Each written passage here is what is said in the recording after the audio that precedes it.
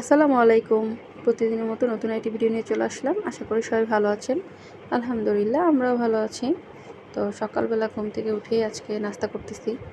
কারণ হচ্ছে প্রতিদিন তো আর একরকম না যে মানে ঘরের কাজ করব তারপর নাস্তা করব। যেহেতু নাস্তাটা ছিলই বানানো, তো আগেই হচ্ছে নাস্তা করে নিলাম। তারপরে হচ্ছে একটু বিস্কুট খাইতেছিলাম। আনাসে হচ্ছে দিলাম একটা, ও খেলতেছে। ও বিস্কুট খায় না, ও বিস্কুট পুরা ঘর মাখায়, মানে ওর কাজই হচ্ছে এগুলা। তো এখানে সব কাপড় চোপড়গুলো আমি গুছাই নিব। আর এখানে হচ্ছে আনাসের মতো বিস্কুট মাখায় নিতেছিল।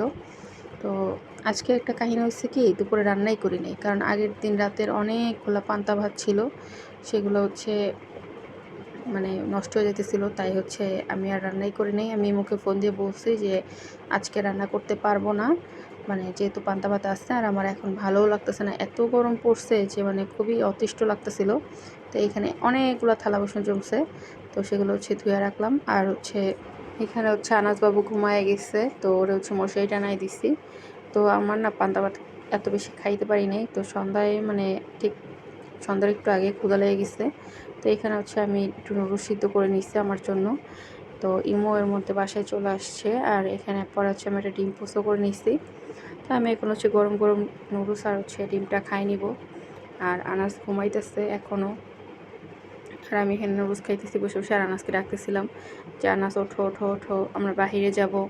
তো একটু পরে বাহিরে গেছিলাম। বাহির থেকে আইসা হচ্ছে আমি এখানে পটল কেটে নিচ্ছি, পটল ভাজি করব। তো পরে হচ্ছে তেল দিয়ে মানে আমি পটলগুলো ভাজা করে নিব। তো মাঝে মধ্যে না এরকম হালকা পাতলা খাবার খাইতে ভালোই লাগে। আর আজকে হচ্ছে একটু শর্টকাট রান্না করতেছি, কারণ হচ্ছে মিটারে গ্যাস কম আছে।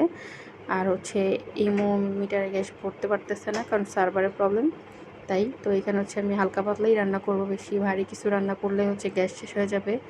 তো এখানে হচ্ছে উস্তা আলু ভাজি করছি। তো উস্তা আলু ভাজিটাও হচ্ছে তাড়াতাড়ি করে নিতেছি, কারণ হচ্ছে যে বললাম না গ্যাস শেষ হয়ে যাওয়ার সমস্যা আছে। তো তারপরে চিন্তা করলাম যে সবগুলোই তো শুকনো খাবার হয়ে যাইতেছে, তো একটু ডাল রান্না করি। পরে আমি মনে বলতেছিলাম একটু আমডাল হলে মনে হয় ভালো হইতো, তো হাতে মাখায় ডালটা বসাই দিছি। তো এই যে আমার ডালটা প্রায় হয়ে গেছে। তো আজকের মতো এ পর্যন্তই। সবাই ভালো থাকবেন। আল্লাহ হাফেজ।